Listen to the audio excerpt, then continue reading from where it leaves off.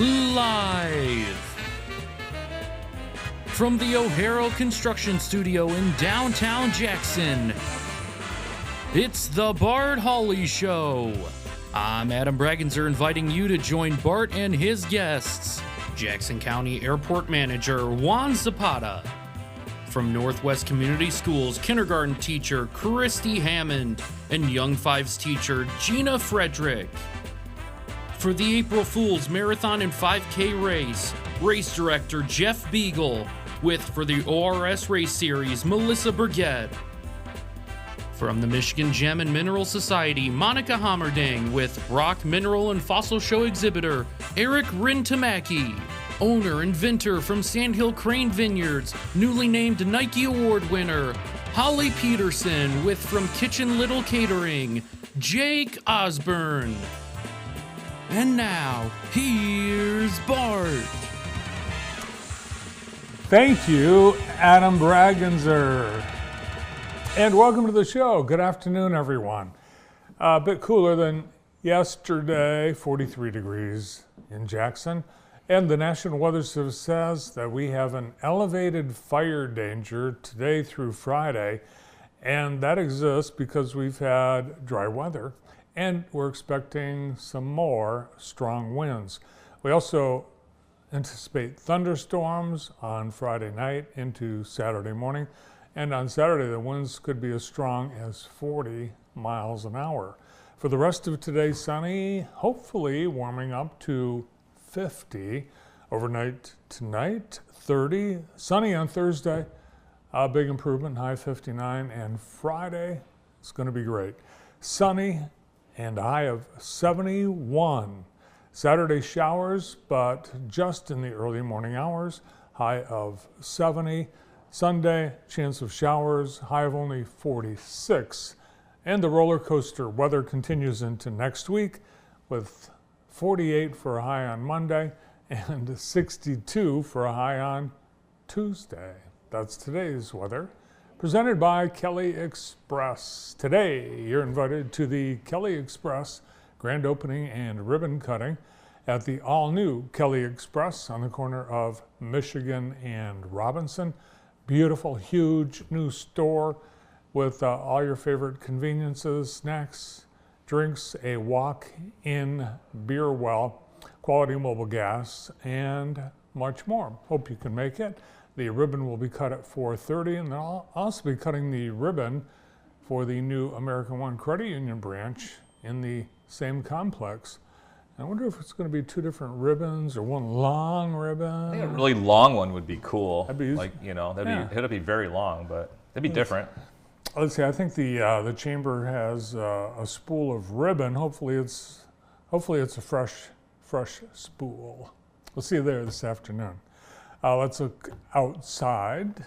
Beautiful day. Bit crisp, but still nice. What do you think, Brandon? Do you think we're going to get any more snow this year? I'm going to say no. I'm going to say yes. Okay. I'm trying to be positive here. Yeah, I know. I'm just trying to be Downer. realistic. Yeah, we've had snow. We've had St. Patrick's Day storms, not this year, but we've also had Easter storms. We've had snow in April and even in May. Once we had snow on Memorial Weekend. So, but I think, the pattern's changed enough that Brandon is probably right. I hope so. Today is March 12, and it is Girl Scout Day, National Baked Scallops Day, National Plant a Flower Day, too early. It's National Working Moms Day. We salute working moms. And it's National Registered Dietitian Day. We salute registered dietitians, and what the heck, we'll salute unregistered dietitians as well. On this day in 1938, Hitler invaded Austria. Fun fact, Austria was Hitler's homeland. He cared about nothing. It was on this day in 1973, Rowan and Martin's Laugh-In last aired on NBC Do you remember that show, Brandon? Rona Martin's laughing? No, what's No. it about? It was Make people laugh. It was a sketch comedy show that had hints of humor. And on this day in 1894, Coca-Cola is first sold in bottles. Oh. Now, of course, there's nothing, as ubiquitous as a bottle of Coca-Cola and the unique design that you see there on the right. But when they first started bottling it, they used that bottle on the left, and up until, for several years before March 12th, 1894, they sold Coke, but it had never seen the inside of a glass bottle, never seen the inside of a container anywhere. It was sold at soda fountains. A soda jerk mixed it up with carbonated water, the syrup, and you got it in cups and glasses. But they wanted to mass market it, so they came up with this bottle. But then, all these companies, cola was very lucrative because it had cocaine. They did, yeah. Is that how they got the name? People loved the stuff. Bring that back. Yes, coca and cola, coca from the cocoa nut, the cola from cola bean, and that combined to form. But other companies were they were doppelgangers of Coca-Cola, and they had names like Coca-Nola, Toca-Cola, little kind of play on words, and they sold it in similar bottles. And Coca-Cola thought, well, if we were to patent our bottle so nobody else could copy it, maybe we'd be more successful. And sure enough, so over time, the bottle morphed from the one on the left to the third one. They came up with this one first, but it tipped over a lot. And so they thought, well, can we slim that down? And their task, the bottle manufacturer, their instruction was develop a bottle so distinct that you would recognize it by feel in the dark or lying broken on the ground. And there it was, the Coca-Cola bottle was born. Now today in the J, brought to you by Experience Jackson, and we have as I mentioned, the grand opening and ribbon cutting at Kelly Express and American One Credit Union today from 4 till 6. The pickleball courts opened today at Cascades. It's Perch Game Day from 4 till 9 p.m.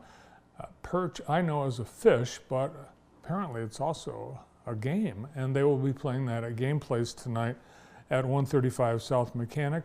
They're teaching demos all day long, and they are happy to have new players try the game, and they'll even teach you the rules. We've got the YMCA Spring Break registration continuing.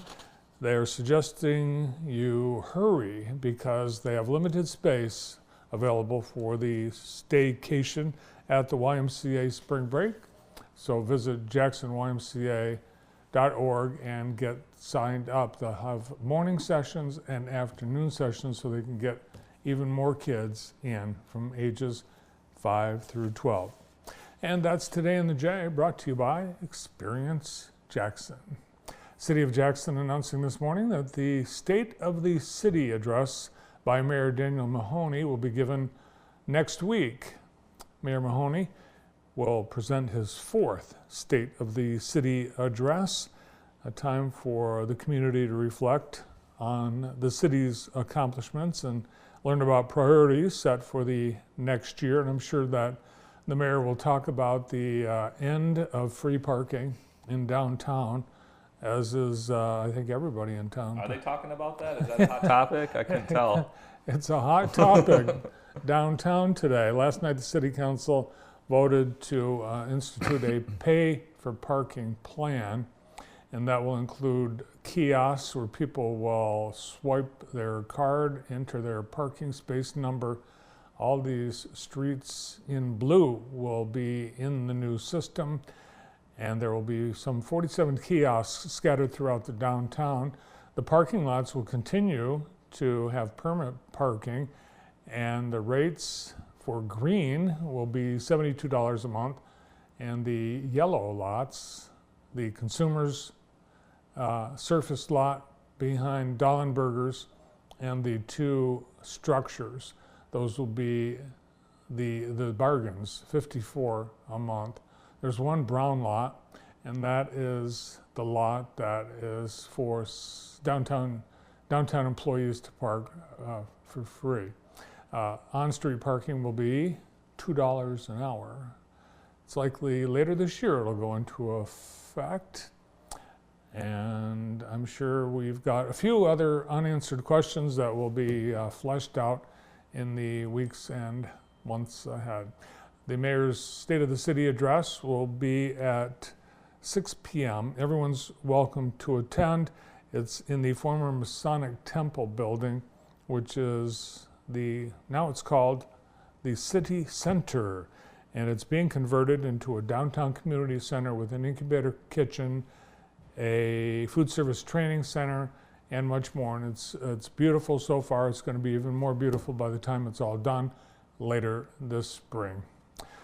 The event is free and open to all residents. Last night, Soup's On for Seniors, the annual fundraiser for the Meals on Wheels program of Jackson County, presented by Friends of Jackson Seniors and the Jackson County Department on Aging, held at the American One Event Center at Keeley Park. A very nice turnout, enjoying soups from about a dozen area restaurants, all known for their soups.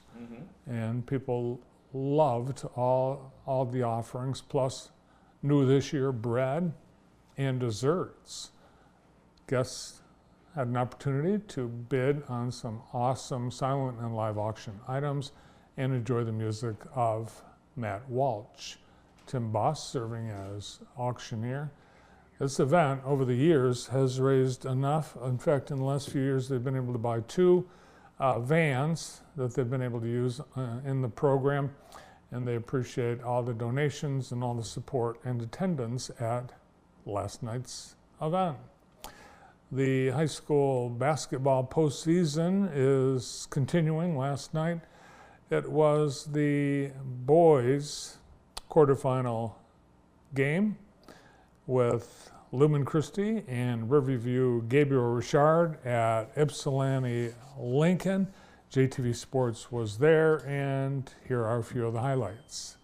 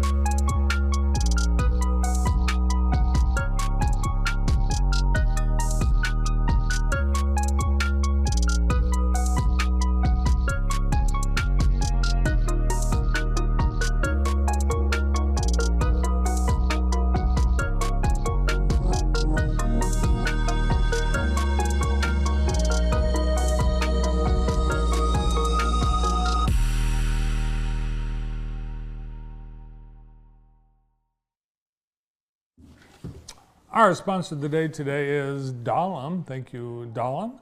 Be sure and check out all the spring offerings at Dahlem, including this Saturday when they have their Maple events on Saturday morning. Oh, by the way, high school girls basketball tournament continues tonight. We have the regional basketball finals, Division III at Springport. New Lothrop versus Lumen Christi at 7 p.m. And over at Concord, it's Division IV with Concord versus Reading. So that's it. Just two teams left in boys and girls basketball, and it's the girls of Lumen Christi and of Concord trying to capture their regional championships. Tonight in JTV Sports, we'll be there with highlights and photos and more. Be sure and check out our coverage later today at jtv.tv. Our show today has a lot of great guests, tons of wonderful information. Glad you've been able to join us and hope you can stay for the whole thing. I will. We have the airport manager, Jackson County Reynolds Field. Juan Zapata is here. They've got some really cool things going on, including the tower restoration and renovation. We'll check in with folks at Northwest Schools as they're getting ready to attract kindergartners and young fives.